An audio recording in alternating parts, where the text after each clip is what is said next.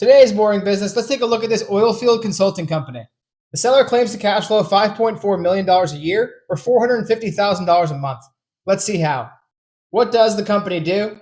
This is a 15-year-old oil and energy consulting firm offering a variety of services. They consult on container liner systems. Oil and gas companies face a ton of regulation with environmental, so it's critical they get this right to avoid contamination. They also make money working with roustabout service crews. These teams work on production and also drilling sites.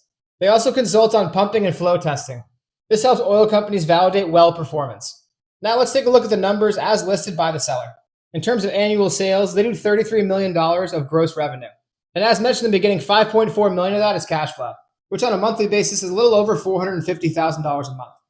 For the asking price, the seller here is looking for $8.5 million. At $8.5 million, they're asking 1.6 times annual cash flow for the business. And on $33 million of sales, that's a 16% cash flow margin.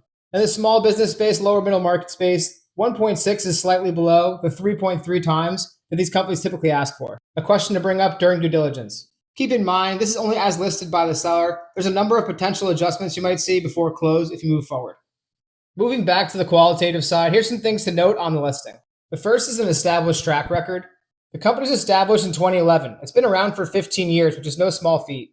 The next item up was the equipment and land listed on this deal. On the equipment side, there's $1.5 million included in the asking price, including ice castles, trailers, and trucks. Additionally, there's $1 million of real estate included in the ask price. As noted here by the seller, along with a 3,000 plus square foot building. Also should be noted here, I already mentioned it, but the multiple. As mentioned, this multiple is below market, could give you additional room if you use debt to finance the deal. But buyer beware, sometimes that can be a red flag.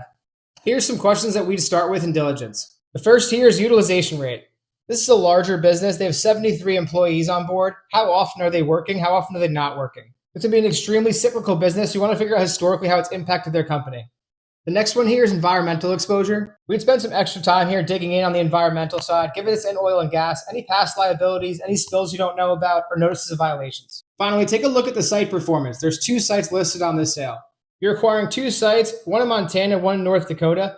Does one offset the other? During due diligence, you want to determine if both sites are profitable or if one is carrying the other. That's today's review. Follow along for more. If you're interested in this listing, here's the listing ID to go after it yourself. A reminder, this is for informational purposes only. Please do your own research. You can lose more than 100% of what you put in.